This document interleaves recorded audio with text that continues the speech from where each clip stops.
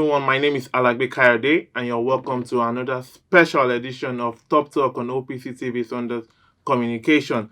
And today we are going to be talking about topical, debatable issues concerning politics, news around Nigeria. I still have my special guest with me today, Mr. Ike. Mr. Ike, thank you for coming on the show. So we're talking about Sunday Igboho, talking about the presidency and a whole lot more. When we come back, we'll be talking more about this. We'll be back.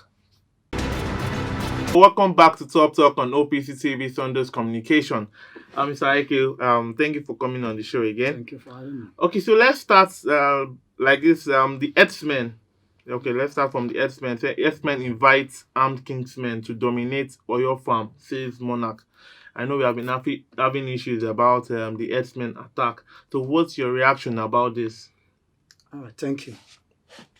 Like, did the same thing happen at Ondo when Sunday Igboho took over the matter and now said that Herdsmen should leave the entire southwest states. They should go back to the north and graze in the north. Now, along the line, his house was set ablaze and the federal government declared him wanted because he was trying to bring a tribal crisis.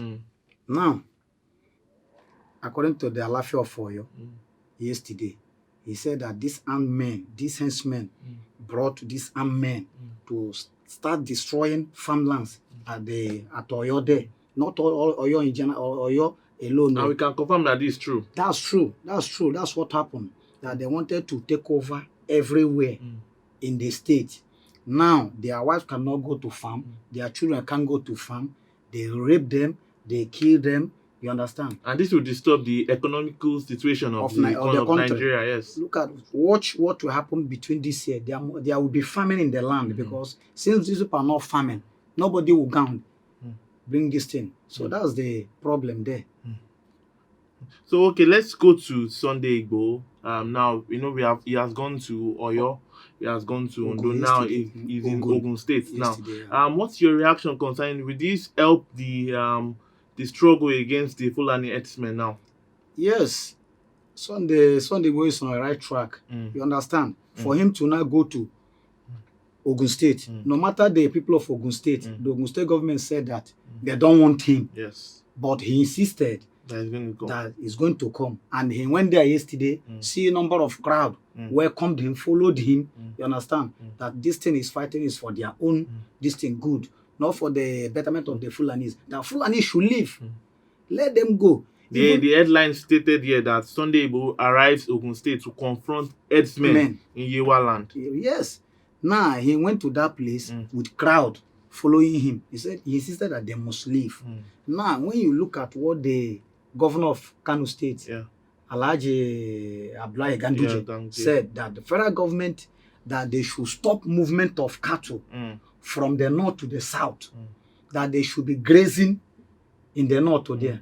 Now, he himself banned open grazing in the north in Kano. I mean to say that they should not graze openly. You understand? After he might have said this thing, I think 3 days ago, yesterday, the whole Southeast governors now entered into a roundtable meeting and now said that Fulani herdsmen should leave their forest.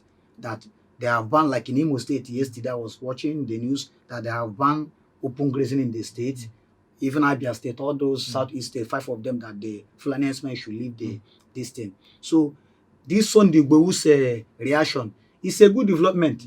When he started from Ondo to Oyo now to Ogun State, before you know, from Ogun State, he will move to Ekiti and Oshu. Before you know it, Lagos or here. Then other states in Nigeria will follow suit. Since that the northern governors were already saying that they should stop movement of this thing. And they have already made the National Assembly, House of Reps, say, okay, they will see what they can do into that. But Senate said that they can't pass that kind of bill as at yesterday. Okay, still talking about Sunday Igboho. I met someone today and we're having a discussion, and he was saying that this thing that Sunday Igboho is doing is what the Yoruba government, all these people from Oyo, the Seyi Makinde, what people for the governor of Ondo, Akeredolu, supposed to be doing, governor of Ogun State supposed to be doing? That why is it that it's only a one man that is fighting for the whole Nigerians? Why can't the Yoruba government, the Yoruba governors also fight the same cause? Yes, when you come in that aspect of it, Sunday Igboho was just fighting as a one-man person, one-man soldier. You understand? Because of what these people are doing to his people. But in the recent, the Southwest governors with Afenifere, they're supposed to have a round table meeting. Yes. After that, they will come up to something. Yes. Now, started fighting this. Before people like Sunday Igboho, like someone like Gani Adams, them, the OPC leader, these people will now come up, you understand? And now said, okay, this thing, since you people, you governors have agreed on this, we are going to back it up.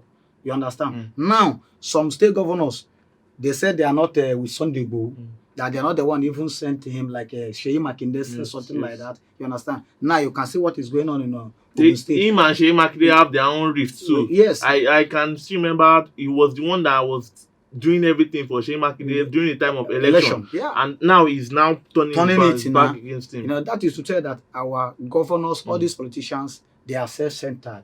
They are there because of their own pocket, not for the interest of the masses, for their own interest and their family's interest. You understand? If such young man will help him for him to gain power, 2019, what stops him to back him up on this? This is a critical issue.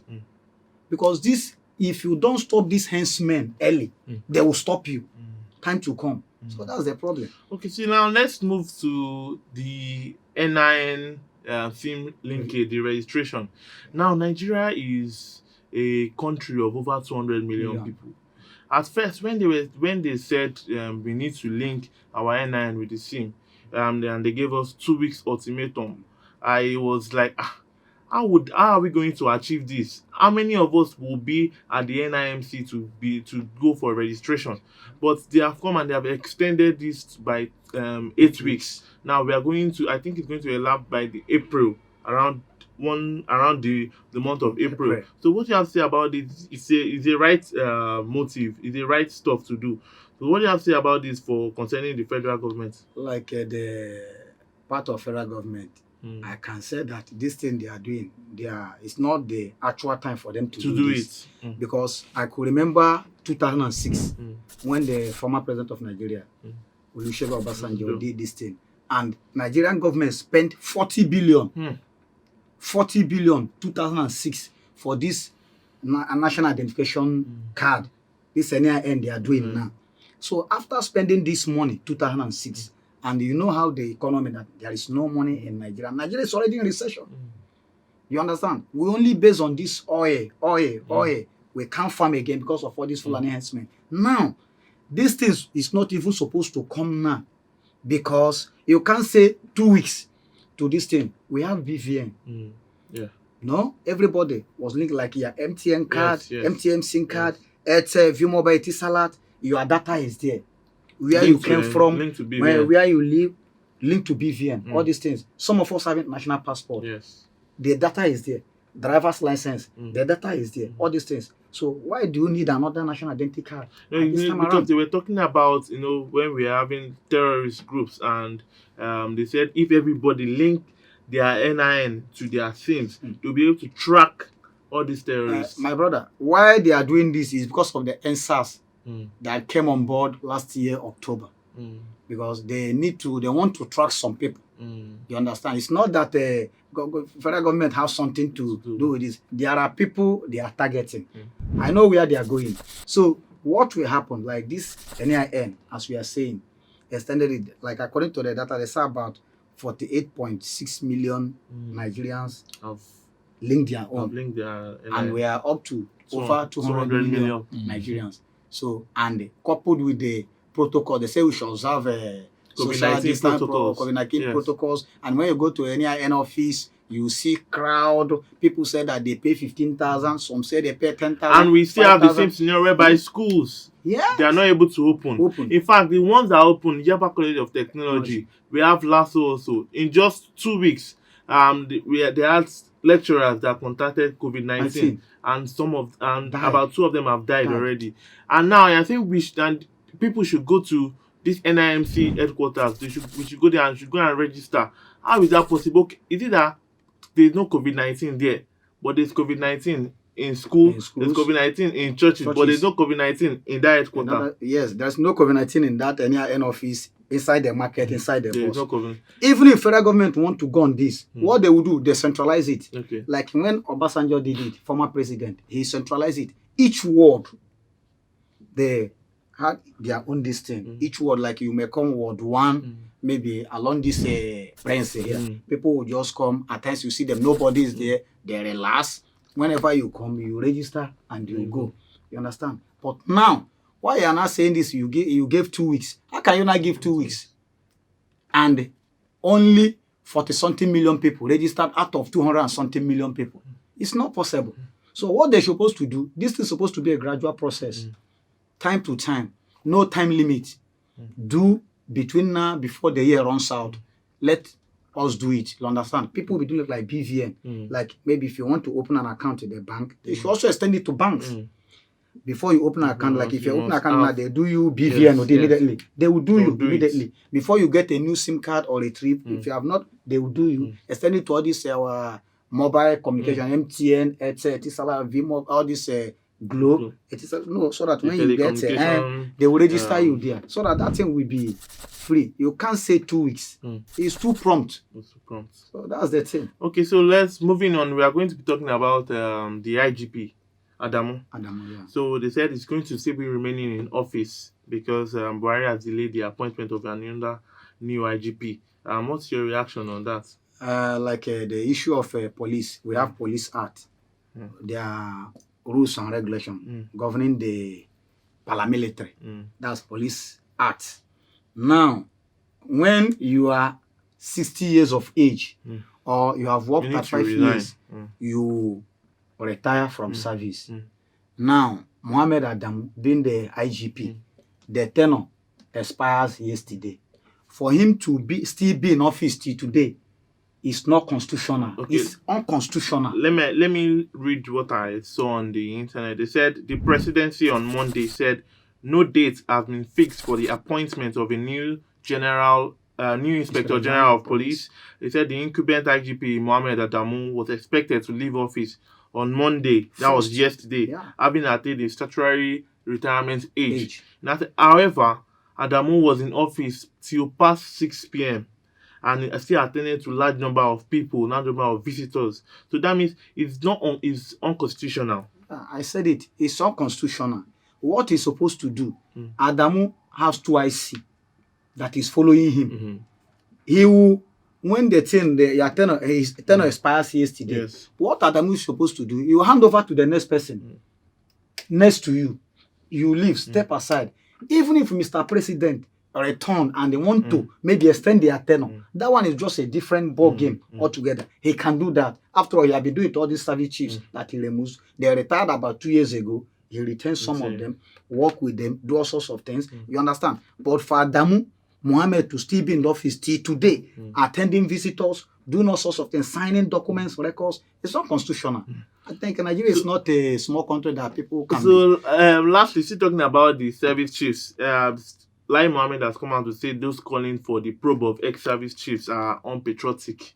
So, what's your reaction about the statement that he made? Lai Mohammed, if I'm the president of Nigeria, Lai Mohammed is supposed to be in prison by now. Because the way he talks, I'm sorry to say it as a journalist, the profession have ethics. Each profession have its ethics. You don't talk anyhow. We have you law don't and talk ethics. What you don't see. Like some group of people, according today in the paper, said that calling for President Muhammadu Buhari to sack Lai Mohammed and Garba Shehu, his media aid. Which is not possible. Which is not possible, that they talks anyhow. What, like during the time of SARS, when they killed people there, it was Garba Shehu and this Lai Mohammed that said no, but no life was lost. After 2 days, Garba Shehu came up again. He said it was only 2 people. Contradicting themselves. It's not how government being run now. You understand? The problem is that like this service chiefs, Buhari change, is a latest development anyway, but he never do it at the right time. When Nigerians are even calling for the change of service chiefs, he refused to remove them. Because you see crisis everywhere, in the north to here, in the west here, in the south there, in the east there. So because of that thing, look at those people that followed all these service chiefs that I do for retirement. He retired all of them. And appointing the service chiefs, Southeast was marginalized. We have a chief of defense staff that's from South Delta State, Major General Rebo. We have a chief of air staff, Amao, from Osun State here.